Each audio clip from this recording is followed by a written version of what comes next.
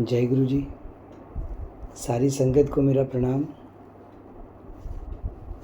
आज गुरु जी ने एक बहुत सुंदर सत्संग दिया है आप सब संगत को सुनाने के लिए, तो मैं सीधा ही सत्संग की शुरुआत करता हूँ। एक शब्द गुरु जी ने सुनाया, उसकी लाइन थी, जो जो नामा हर गुण उचरे, भगत जना को देवरा फिरे। और उस शब्द में शॉर्ट में बताता हूँ कि गुरुजी ने ऐसा कुछ सुनाया। वो शब्द मैंने जब सुना तो उसका जो व्याख्या था मैंने वही सुना। तो उस व्याख्या में गुरुजी ने बताया कि कैसे एक बार नामदेव जी जो भगवान की भक्ति के लिए जिस मंदिर में जाया करते थे, उस मंदिर के लोगों ने या कह सकते हो पंडितों ने उन्हें छोटी जाति का समझकर उन्हें उससे वहाँ से बाहर निकाल दिया। तो उन्होंने उस मंदिर से मुंह फेर लिया और मंदिर के पीछे जाके बैठ गए। और वहाँ उन्होंने फिर उनकी भक्ति की। भक्ति यानी उन्होंने जैसी भी भक्ति की, मतलब जो व्याख्या में बताया गया वो ऐसा था कि वहाँ बैठकर उन्होंने वो ईश्वर से, एक दुखी इंसान कैसे बात करता है, जब वो दुखी हो जाता है तो वो कैसे बात करता है, तो वो दुखी होकर उनसे बातें करने लगे कि जात पात क्या होती है, इंसान तो इंसान होता है, क्या हो गया जो मैं इस मंदिर में आ गया, मैं तो भक्ति करने के लिए आता था, मैं थोड़ी ये चाहता था, मैं थोड़ी वो चाहता था। इस तरह की जैसे एक दुखी इंसान बातें करता है वैसे वो बातें करने लगे। और उनको याद करते रहे। और उनका याद का फल ये हुआ जो शब्द में मैंने सुना कि उनका याद का फल ऐसा हुआ कि वो जो मंदिर था उस मंदिर को घुमा के उनके सामने ला दिया गया। जो मेरी जहन में मुझे जो समझ आया उस व्याख्या से वो यही समझ आया कि उनके सामने ला दिया गया और वो ईश्वर ने उनके सामने वो प्रकट कर दिया और उनको समझाया कि ले तुझे जो भक्ति करनी है वो तो कर। और फिर वहाँ के जो पंडित हैं वो सब जब उन्होंने ये सारी चीज़ें देखी तो वो उनसे फिर प्रार्थना करने लगे कि आप आओ, इसी मंदिर में आओ जिसमें आप आया करते थे। लेकिन फिर उन्होंने मना कर दिया और उन्होंने कहा कि अब मेरे ईश्वर ने जो मुझे जगह दी है मैं बस अब वहीं उसकी प्रार्थना करूँगा। तो ये व्याख्या क्या था ये तो एग्जैक्टली मैं समझ नहीं पाया अगर मैं सच कहूँ तो, क्योंकि ना तो मैं उस समय था जिस समय ये हुआ। लेकिन जो व्याख्या से मुझे समझ आया तो उसके अनुसार मेरा एक सत्संग था जो इससे ही मिलता है, इसी बात से। क्योंकि उस समय का वो जो सत्संग था वो तो नामदेव जी का था, वो तो नामदेव जी ही जानते हैं, असल मायने में तो उसको कोई भी नहीं जानता। लेकिन जो व्याख्या में जब मैंने सुना तो मुझे अपना एक सत्संग याद आ गया। और मुझे ऐसा लगता है कि आज के ज़माने में जो गुरु महाराज अगर उस समय नामदेव जी के लिए उन्होंने जो किया होगा वो उस समय जो आज उन्होंने मेरे लिए किया वो हूबहू सेम ही है, बस तरीका बदल गया। तो क्या हुआ कि मैं आपको बताता हूँ, जब गुरुजी ने मुझे अपने से जोड़ा तो मुझे आज भी याद है कि सुबह सुबह 3-4 बजे के आसपास उठ जाना, आके 5 बजे तक सारी तैयारियाँ कर लेना और 5 बजे गुरुजी की अमृत वेला सुबह सुबह जिसको हम लोग समझते हैं अमृत वेला। ऐसे तो अमृत वेला का कोई फ़िक्स टाइम कोई भी नहीं जानता, लेकिन जो भी समझते हैं, कोई बोलता है 3, कोई बोलता है 4, कोई बोलता है सुबह सुबह सूरज उगने से पहले, तो जैसे भी है।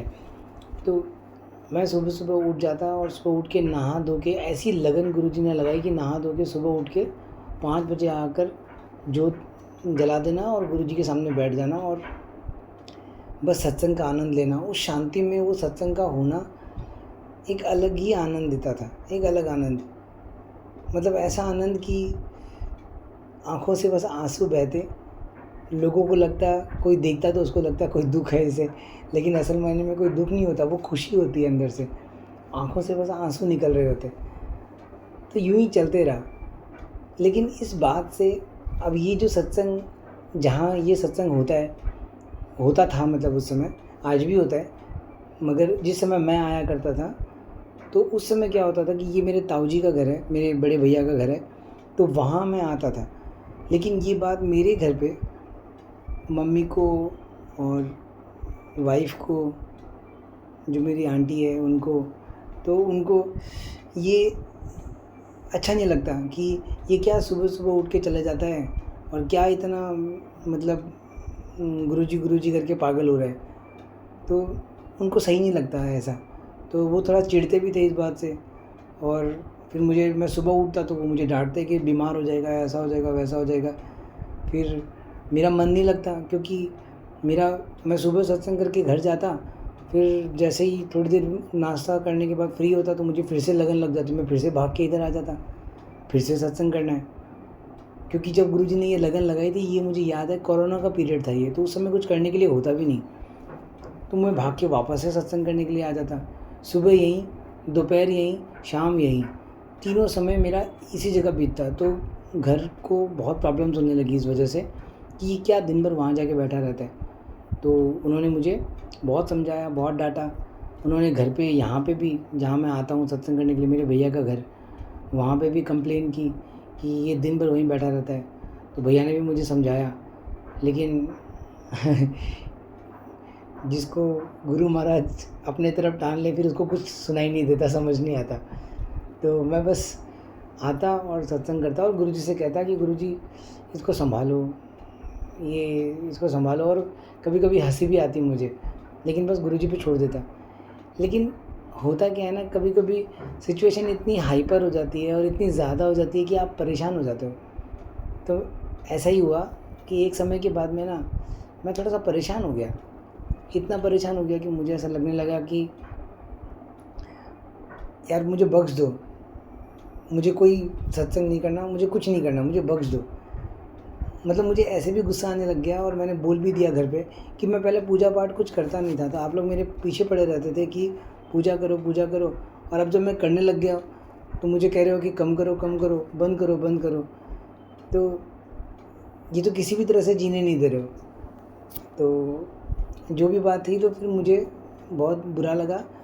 तो धीरे-धीरे ये चीज़ चलती रही, बीच में बहुत कुछ हुआ, मगर अंत में जो हुआ वो मैं आपको बताता हूँ कि लास्ट में जाकर फिर मुझे इतना भर गया मैं अंदर से कि मैंने बोला कि आज के बाद मैं अब सत्संग करने नहीं जाऊँगा। और गुरुजी को मैं बोल के आ गया कि गुरुजी अब अगर आपको मुझे बुलाना है तो आप क्या करोगे, कैसे करोगे वो आप जानो, लेकिन मैं अब नहीं आऊँगा यहाँ सत्संग करने के लिए। और ये बोलकर मैं चले गया और फिर घर गया तो अगले दिन वापस सुबह। अब सुबह हुई तो दिमाग जो हमेशा एक ही चीज़ करता है तो वो तो तैयार है उसको करने के लिए, तो मैं फिर से तैयार हो गया। तो जब तैयार हुआ तो सत्संग जाने के लिए मन कर रहा है, लेकिन अब जा नहीं पा रहा, तो क्या करूं। तो मैंने क्या किया कि मेरे घर पे एक बीच में टीवी कैबिनेट है जो खाली है, जिसमें टीवी है नहीं, और दोनों तरफ अलमीरा है। मतलब बीच में जगह है, जैसे एक लंबी वॉल है, उस वॉल पे दोनों साइड अलमीरा बनी हुई है और बीच में टीवी कैबिनेट है। ऐसा है, वो टीवी कैबिनेट खाली है, वहाँ पे टीवी वगैरह कुछ नहीं, बस खाली है। और राइट साइड में जो अलमीरा है उसके अंदर मैंने क्या किया, जो गुरु महाराज ने, मैंने उस समय जो गुरु महाराज से बातें हुई अंदर ही अंदर, तो उन्होंने जैसी बुद्धि दी वैसे ही मैंने किया। मैंने क्या किया, वहाँ पे एक लाल कपड़ा, एक सफ़ेद अच्छा कपड़ा देख के मैंने वहाँ बिछाया, क्योंकि मन नहीं लग रहा था। सुबह 8 बजे के आसपास का समय होगा शायद, तो 7-8 बजे के आसपास का ऐसे कुछ होगा, मुझे याद नहीं ठीक से, लेकिन ऐसा ही कुछ समय। तो मैंने एक लाल कलर का कपड़ा बिछाया और वाइफ़ की साड़ियाँ वगैरह रखी हुई थी, तो अच्छा नहीं लग रहा था, लेकिन उसको जैसे भी करके साइड किया, थोड़ी साफ़ सफाई की, कपड़ा बिछाया। और कपड़ा बिछाकर मेरे पास एक गुरुजी का छोटा स्वरूप हुआ करता था, एक पॉकेट साइज़ स्वरूप, जो मुझे गुरुजी से मिला था, तो वो मेरे पास था। और वो स्वरूप क्या किया, मैंने उस कपड़े पे ऐसे विराजमान कर दिया और मान लिया कि अब इस पे गुरुजी बैठे हैं, ऐसे सोच लिया कि गुरुजी बैठे हैं। तो ये होने के बाद में फिर मुझे याद नहीं कि मैंने उसी दिन वो अगरबत्ती भी जलाई थी, मतलब जोत के नाम पे मैंने अगरबत्ती जलाई थी, या उसके बाद ऐसा हुआ था वो मुझे याद नहीं आ रहा। मगर एक बार के लिए मान लो कि मैंने शायद जोत भी नहीं जलाई थी उस दिन, और बस अलमीरा को ऐसे खोल के दरवाज़ा कर दिया लॉक और अलमीरा को खोल के ऐसे बैठ गया और सामने बिस्तर पे बैठ गया और बिस्तर पे बैठ के बस एक मोबाइल में ही शब्द जो उस समय चला करते थे, तो उस समय वो शब्द जो मैंने सुने हुए थे वो शब्द मैंने मोबाइल से यूट्यूब से चला लिए और बस गुरुजी के सामने बैठ गया।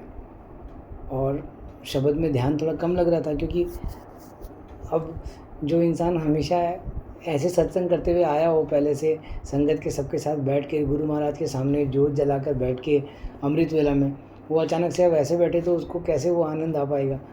लेकिन फिर भी मैनेजेबल तरीके से बैठा।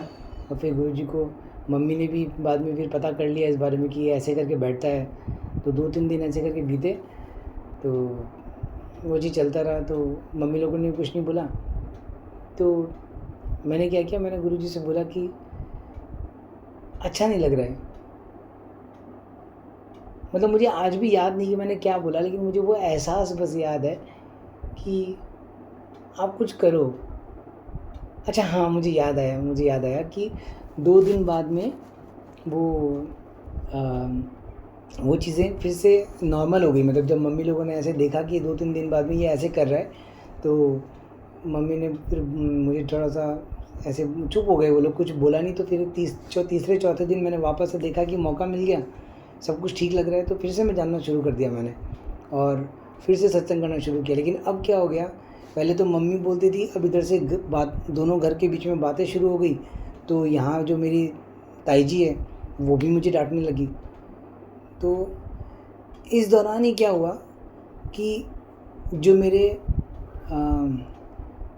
वो दुनियावी गुरु कहने के लिए, लेकिन जो मुझे संगीत सिखाते हैं वो भी मेरे गुरु हैं। तो उनसे मैंने संगीत सीखा है, जितना भी सीखा है। तो मैं उनके पास उस समय जाता था और उनको गुरुजी के बारे में ना बताता था। तो उन्होंने क्या किया, वो गुरुजी के बारे में सुनते हैं, लेकिन इंसान के पास हमेशा दुख तो होता ही है ना, सबके पास होता है दुख। कोई भी ऐसा इंसान है ही नहीं जिसके पास सिर्फ सुख ही सुख है, दुख नहीं है। ऐसा किसी के पास में भी, मतलब मेरे ख्याल से ऐसा कोई इंसान नहीं होगा जिसके पास सिर्फ सुख ही है, दुख नहीं है। तो उनके पास भी कुछ दुख था, लेकिन मैं हमेशा उनसे पॉजिटिव बात करता, तो उनको मैं बड़ा पॉजिटिव लगता था कि यार ये इंसान बड़ा पॉजिटिव है। तो मुझसे पूछते थे तो मैं उनको बताता कि ये सब गुरुजी की वजह से है, और जो सच भी है, झूठ नहीं बोलता था, सच बात बताता था कि ये सारी पॉजिटिविटी जो है ये गुरुजी की वजह से ही है। तो उन्होंने एक दिन ये डिसाइड कर लिया कि हम लोग घर पे गुरुजी का मंदिर बनाएंगे। मतलब मेरे गुरु ने, मेरे जो संगीत गुरु हैं, उन्होंने डिसाइड कर लिया कि वो घर पे गुरुजी का मंदिर बनाएंगे। तो डिसाइड हो गया। मुझे तो बड़ी खुशी हुई कि किसी के घर मंदिर बन रहा है। तो मैंने क्या किया, मेरे पास मेरी दीदी ने मुझे एक कैलेंडर के रूप में 4-5 स्वरूप थे उसके अंदर। तो वो 3-4 स्वरूप तो जहाँ जहाँ लगने थे वो लग गए थे। एक स्वरूप उसमें था बड़ा गुरुजी का, तो वो बड़ा, मतलब काफ़ी बड़ा होगा, मतलब मानो कि 3 फुट उसकी हाइट होगी और 1.5 से 2 फुट उसकी चौड़ाई होगी, इतना बड़ा स्वरूप था। तो मैंने उस स्वरूप को क्या किया, मैंने उसको फ्रेम करवा लिया। और एक शिव परिवार, जैसे गुरुजी के वहाँ होता है, एक शिव जी की मूर्ति होती थी, तो मैंने उसके लिए क्या किया, मैंने शिव परिवार एक फ्रेम करवा लिया और एक गुरु नानक देव जी का एक स्वरूप मैंने फ्रेम करवा लिया। ये 3 स्वरूप मैंने फ्रेम करवा लिए और तैयार हो गया। तो अगला दिन हुआ, मैंने उनको बोल दिया था कि मैं सुबह सुबह आऊँगा आपके पास। हम लोग सुबह 7 बजे या 8 बजे का समय डिसाइड किया था, और डिसाइड किया था कि उस समय एक काम करेंगे, मैं आ जाऊँगा, एक रूम डिसाइड करके रखना आप, साफ़ सफाई करेंगे हम लोग, साफ़ सफाई करके हम लोग सत्संग करेंगे, और सत्संग करने के बाद फिर गुरुजी को आपको जहाँ विराजमान करना हो वहाँ विराजमान कर देना। और डेली आपको वहाँ साफ़ सफाई करनी है, जो भी आपको मंदिर होगा, और उसके अंदर आपको डेली गुरुजी की जोत करनी है, डेली आपको पूजा करनी है। ये थोड़ा सा आप थोड़ा ध्यान रखना, मतलब इस चीज़ का। तो उन्होंने बोला कि ठीक है। अब क्या हुआ कि मैं सुबह सुबह पहुँच गया, तीनों स्वरूप लेके पहुँच गया, गुरुजी का, गुरु नानक देव जी का और शिव परिवार का एक स्वरूप लेके मैं वहाँ पहुँच गया। अब पहुँच गया, सत्संग भी कर लिया, बहुत अच्छे से सत्संग हो गया, सत्संग पूरा हो गया। अब वो मुझे बोले कि मैं तो यहाँ पे दरबार नहीं बना सकती। मेरी तो सिट्टी पिट्टी गुम हो गई कि ये क्या कह रही है। मतलब जो मेरी जो गुरु है, मुझे लगा ये क्या कह रही है। तो फिर मैंने उनको बोला कि क्या हो गया, आपने कल तक तो आप पॉजिटिव थे बहुत। तो वो मुझे बोलने लगी कि नहीं, मेरे जो माँ बाबा हैं, मतलब मम्मी पापा हैं, वो लोग को इतना नहीं समझ में आ रहा है, फिर बाद में मम्मी की तबीयत मतलब उनका मम्मी का थोड़ा सा मेंटल इशू भी है थोड़ा सा, तो इस वजह से उन्होंने ऐसे बोला कि मम्मी भी नहीं समझेगी, फिर गुस्सा होगा, फिर माहौल घर का ख़राब होगा, तो उस वजह से तुम बुरा मत मानो, लेकिन मैं तो यहाँ दरबार नहीं लगा सकती। अब तो मैं तो चिंता में आ गया, क्योंकि चिंता में इसलिए आ गया क्योंकि पहले से मैं ताई जी के वहाँ ये स्वरूप वगैरह में सब बनवा लिए, अब इसको करूँगा क्या और कहाँ लेके जाऊँगा। तो क्या हो गया कि समझ नहीं आ रहा। अब ताई जी के घर लेके जाऊँ तो ताई जी मुझे वहाँ से डांटेंगी, भैया डांटेंगे। घर लेके जाऊँ तो मम्मी लोग तो सब पहले से ही फायर हैं, वो मुझे वैसे डांटेंगे। अब एकदम चिंता में आ गया, लेकिन अब करूँ क्या। तो मैंने क्या किया, स्वरूप वगैरह को सबको समेटा और लेकर वापस से घर आ गया। और घर नहीं आकर मैं ताई जी के घर पे आ गया, जो एक ही सोसाइटी में हैं हम लोग सब, तो अलग अलग घर पे रहते हैं, अलग अलग फ्लैट है दोनों का। तो मैं ताई जी के घर पे आ गया और यहाँ आकर मैंने वो तीनों स्वरूप को टीवी कैबिनेट के नीचे एक अलमीरा सी बनी हुई थी, मैंने वहाँ उसको रख दिया। अब रख तो दिया और मैंने ताई जी को बोला कि ये किसी और के हैं, मैं ले जाऊँगा। अब कुछ और ऑप्शन था नहीं, ये बोल दिया। अब मुझे ताई जी रोज़ पूछे कि ये कब लेके जाएगा, मैं बोलता हूँ लेके जाऊँगा। वो मुझे फिर पूछे, इस बात को हो गए 10-15 दिन बीत गए और मैंने बोला कि लेके जाऊँगा लेके जाऊँगा लेके जाऊँगा, ऐसे करके। इस 10-15 दिन के दौरान ही देखो सब चीज़ें एक समय पे हो रही है। आप ध्यान देना कि गुरुजी कर क्या रहे हैं, आप सिर्फ इतना ही ध्यान देना, तो आपको एक बहुत सुंदर नज़ारा नज़र आएगा। और जो ध्यान नहीं दिया कि गुरुजी क्या कर रहे हैं, तो कुछ भी नज़र नहीं आना है, सब कुछ एक दुनियावी चीज़ें लगेगी। लेकिन जो ध्यान दिया कि गुरुजी क्या कर रहे हैं, तो बहुत सुंदर सा एक नज़ारा नज़र आने वाला है, जो बहुत प्यारा है, बहुत प्यारा, यानी बहुत ही प्यारा। तो क्या हुआ कि मैंने ताई जी के घर पे लाकर टीवी कैबिनेट के नीचे वो तीनों स्वरूप रख दिए। अब ताई जी मुझसे रोज़ पूछे कि क्या कर, कब जाएगी, कब जाएंगे, ये तो अपमान होता है स्वरूप का, तू गुरुजी का अपमान कर रहा है, यहाँ ला के रख दिया है, धूल मिट्टी लगती है, इतने स्वरूप बनाते ही क्यों, ऐसा वैसा बहुत कुछ बोलने लगे। तो मुझे भी बुरा तो लगता था, लेकिन दिमाग में तो मेरे बहुत कुछ चल रहा था ना कि ऐसा ऐसा हो गया, अब क्या करूँ, मैं फंस गया।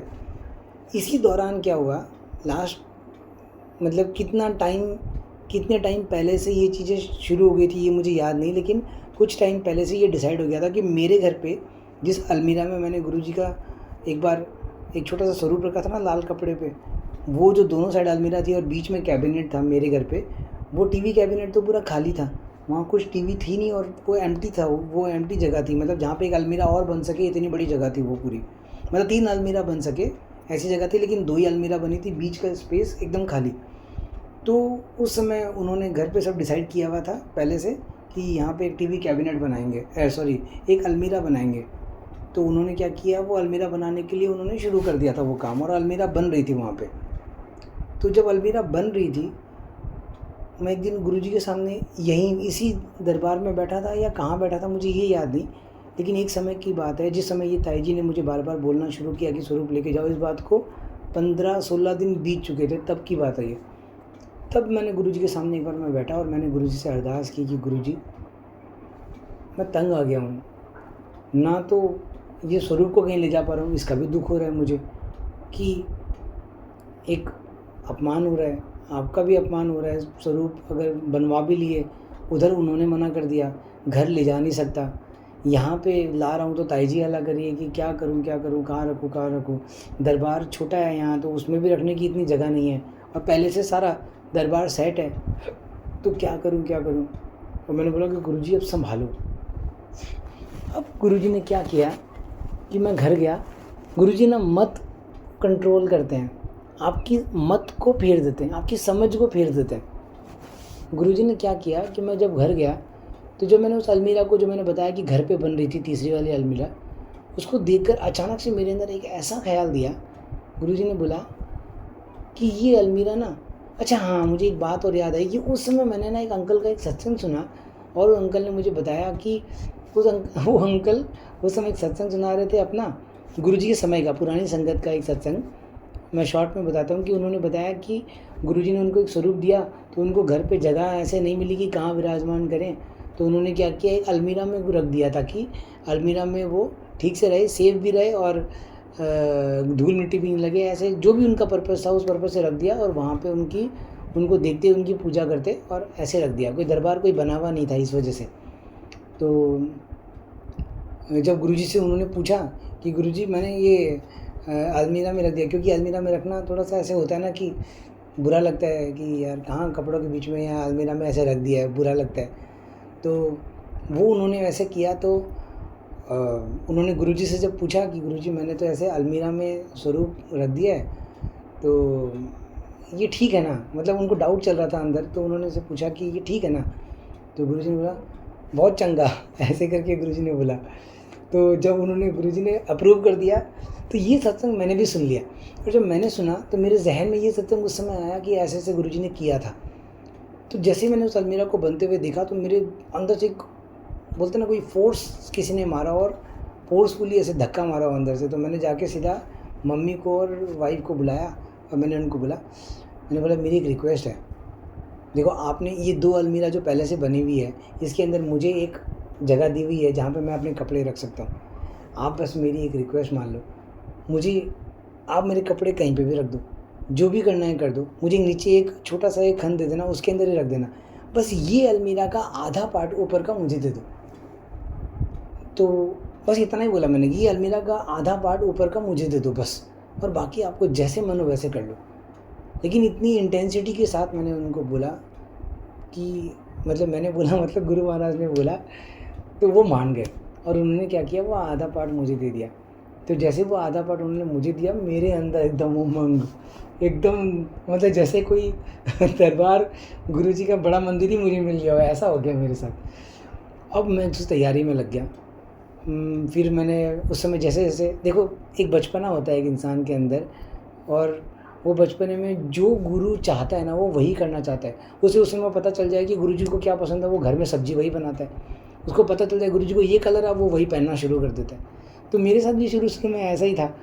तो लेकिन हर सब्जी ही उसी की है, हर कलर ही उसी का है, मगर फिर भी एक इंसानी रूप में जब वो परमात्मा धरती पर आता है, तो वो जो पसंद करता है हम लोग भी उसी को करना चाहते हैं। ऐसा बहुत बेसिक है, और ये अच्छी बात भी है। अगर कोई इंसान ऐसे करता है तो ये बहुत अच्छी बात है, क्योंकि वो अपने गुरु को ही फॉलो कर रहा है। तो मैंने भी वही किया, मुझे उस समय पता चल गया। अब मैं कलर नहीं बताऊंगा वरना आप भी उस कलर के पीछे भाग पड़ोगे, लेकिन उस समय मैंने वो कलर सुने, तो जो कलर उस समय बताया तो मैंने बैकग्राउंड में वही कलर दे दिया। फिर दूसरा कलर बताया तो वो मैंने जो गुरु महाराज की जहाँ गद्दी लगनी थी, उस गद्दी के ऊपर जो गद्दी के नीचे जो कपड़ा बिछना था, पूरा अलमीरा की जो सेल्फ होती है ना उसके ऊपर जो कपड़ा बिछना था, वो मैंने उस कलर का ले लिया। और एक कलर जो साइड साइड में ले लिया मैंने, और गद्दी के लिए वो कलर चूज़ कर लिया जो गुरु महाराज की गद्दी का कलर। ये तो बहुत ओपनली बता सकता हूँ, क्योंकि सबको पता है कि बड़े मंदिर में जो कलर है गोल्डन और रेड कलर, तो उसी से वो गद्दी तैयार ही थी। वैसा मतलब ऐसा लगता है कि वो तैयार ही थी वो गद्दी, कि वो वैसे ही बननी थी।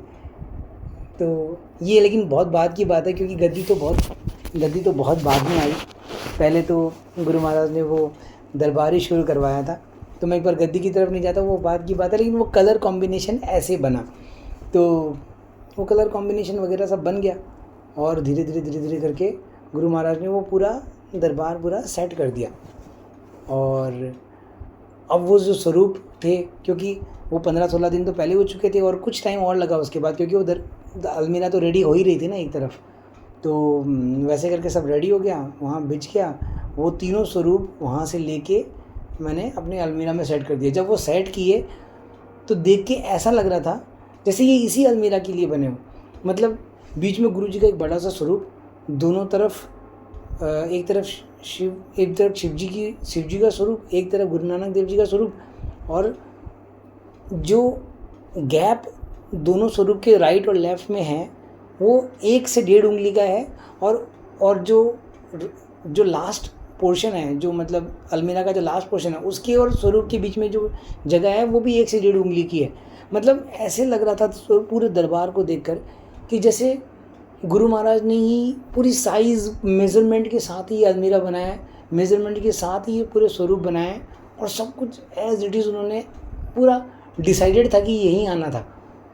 और जब वो तैयार हुआ और सत्संग हुआ पहली बार जब वहाँ पे, तो मैं सच कहूँ कि मुझे वो शब्द तो मैंने बहुत बाद में सुना, लेकिन एहसास जो मुझे उस समय हुआ वो वैसा ही हुआ कि मैंने बस उस गुरु महाराज से बोला कि मुझे तो बस ये सत्संग करने नहीं दिया जा रहा है। हाँ, मुझे याद आ गई वो बात कि मैंने गुरुजी से ये कहा था। मुझे अब वो बात याद आ गई और बहुत सही समय पे याद आ गई कि मैंने गुरु महाराज से कहा था कि गुरुजी मुझे ये सत्संग करने दे नहीं रहे हैं यहाँ पे। अब मुझे सत्संग करना है, तो मुझे अब वो जगह दो जहाँ मैं सत्संग कर सकूँ।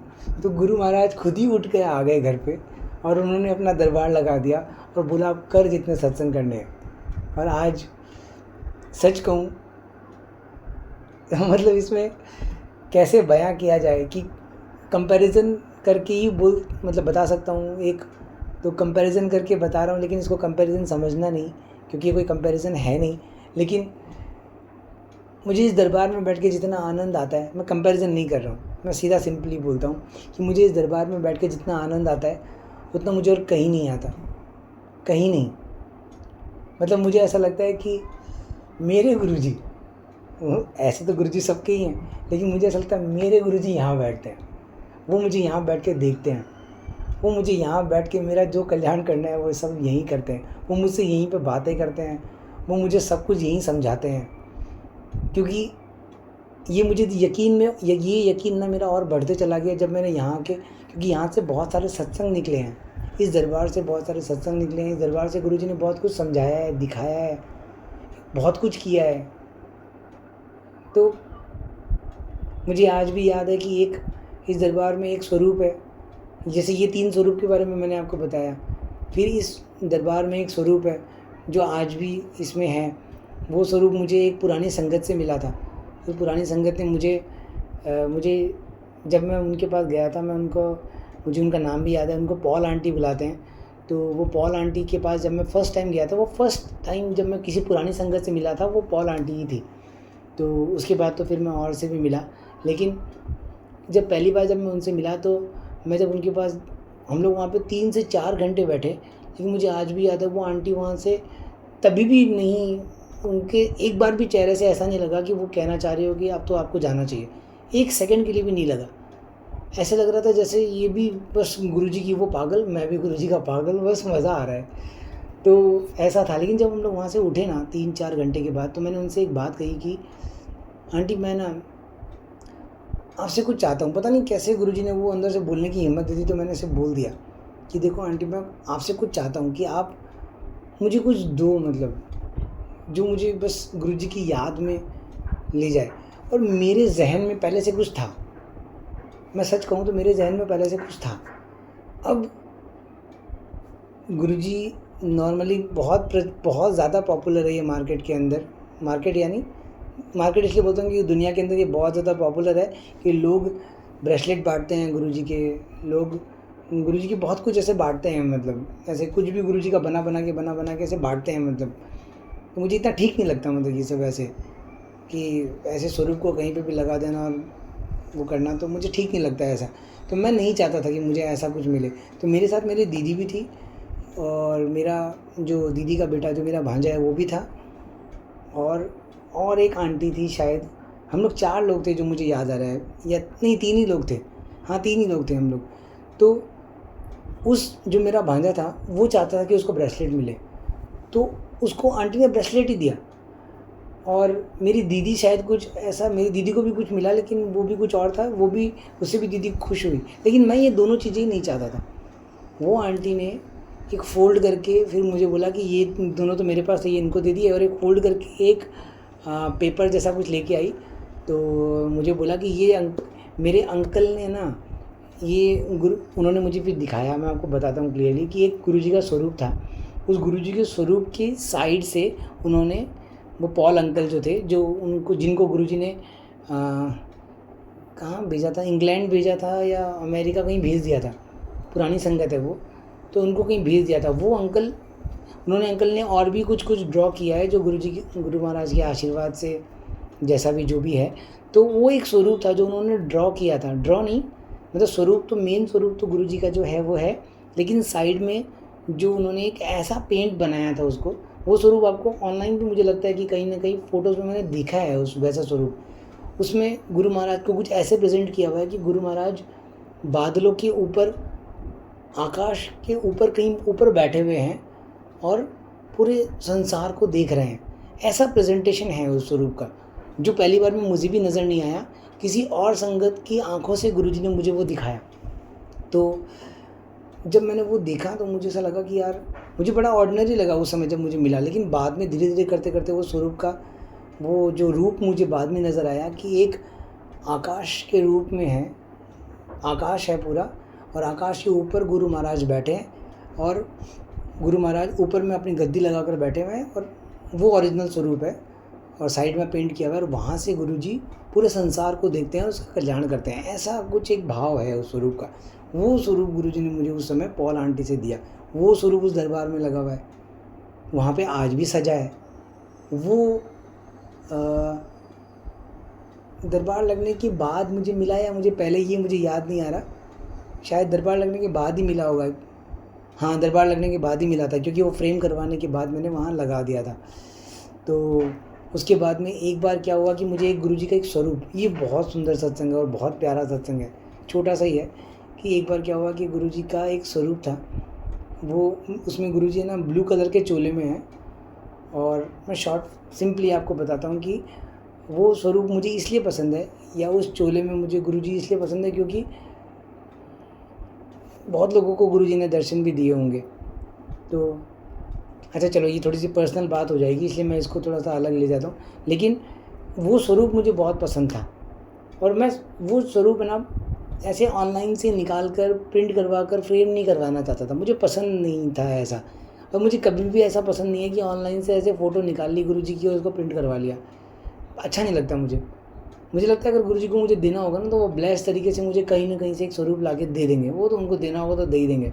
तो ये स्वरूप छोटा सा मैं अपने दरबार के लिए चाहता था, मुझे बड़ा पसंद है, दरबार के लिए नहीं लेकिन ये स्वरूप चाहता था, मतलब गुरुजी से। एक बार क्या हुआ कि मेरी वेडिंग एनिवर्सरी थी, अभी 2 साल पुरानी बात है ये। तो वेडिंग एनिवर्सरी थी और उस वेडिंग एनिवर्सरी पे ऐसे तो गुरु महाराज से हम लोग क्या ही मांग सकते हैं, लेकिन फिर भी अच्छा लगता है ऐसे गुरुजी से छोटी छोटी चीज़ें ऐसे बोलना।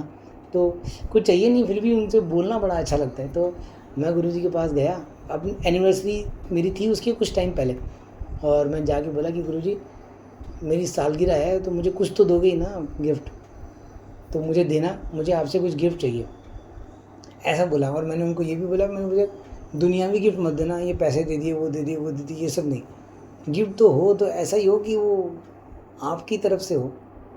तो ऐसा बोल के मैंने छोड़ दिया। अब दूसरी साइड गुरुजी ने क्या किया कि जो मेरी भतीजी है, जो मेरे भैया की बेटी है, उसके दिमाग में ये डाल दिया कि मुझे अंकल को कुछ देना है, मतलब मुझे कुछ देना है उसको। तो अब वो सोचे कि क्या देना है, तो उसको ये ऐसे लगभग पता है कि मुझे ऐसे दुनियावी गिफ्ट्स वगैरह इतने ज़्यादा पसंद नहीं है। जैसे किसी से कोई गिफ्ट लेना, ये फ्रेम मतलब कोई ये मान लो कुछ भी दुनियावी गिफ्ट होता है ना, जैसे कुछ कोई कपड़े ला दिए, कभी किसी को कुछ ला दिया, कुछ गिफ्ट हैम्पर ला दिया, मुझे ये सब इतना नहीं पसंद है जो पैसों से ख़रीदा जा सकता है, इस तरह की चीज़ें। तो उसको भी पता है। तो उसने क्या किया कि एक संगत और है, उसने बहुत सोचा, उसको समझ नहीं आया कि क्या करे। तो उसने एक संगत के पास गई जो मेरे साथ बातें जिस संगत की है काफ़ी ज़्यादा है, तो उसको लगा कि उनको पता होगा। तो वो उस संगत के पास गई, मेरी जो भतीजी है वो उसके पास गई और जाके उनसे पूछा कि मुझे ना चाचा को गिफ्ट देना है एनिवर्सरी पे, परसों एनिवर्सरी है, नहीं अगले दिन वो गई। तो उन्होंने बोला कि कल एनिवर्सरी है तो क्या दूँ। तो उसने बोला, उसको भी वो पता था कि इसको दुनियावी गिफ्ट तो नहीं चाहिए। तो उसने बोला क्या देगी। तो वो लोग 1-1.5 घंटे तक ऐसे सोचते रहे, तो उनको समझ नहीं आया। तो बोला कि ठीक है, अगर मुझे कुछ समझ आया तो मैं बता दूँगी, ऐसे करके उसने बोला। तो वो चली गई। तो जाने के बाद अगला दिन आ गया जिस दिन एनिवर्सरी है। अब एनिवर्सरी के दिन उनको कुछ समझ नहीं आ रहा है कि उसको ऐसा लग रहा है कि गिफ्ट देना है।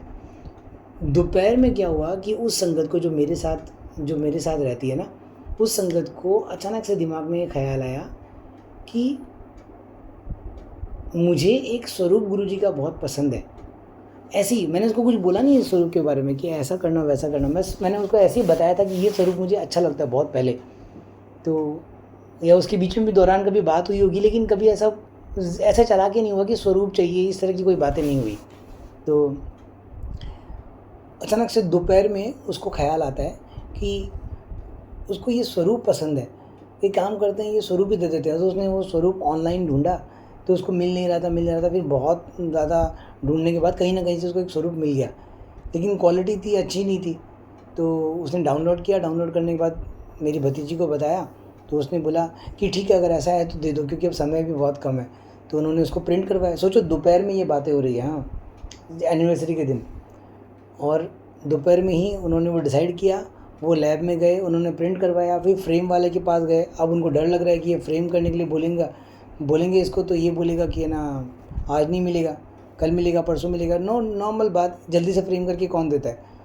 तो उसके पास वो लोग शाम को गए 5 बजे के आसपास, और 4:30-5 बजे के आसपास, और वो बोलता है कि 6 बजे आके ले जाना। तो उनको भी शौक लग गया कि ये क्या बोल रहे हैं, 6 बजे आके ले जाना, ये तो जल्दी हाँ बोल रहे हैं। तो वो 6 बजे उनके पास गए, वो फ्रेम करके उन्होंने रेडी कर दिया, वो ला के मुझे दे दिया।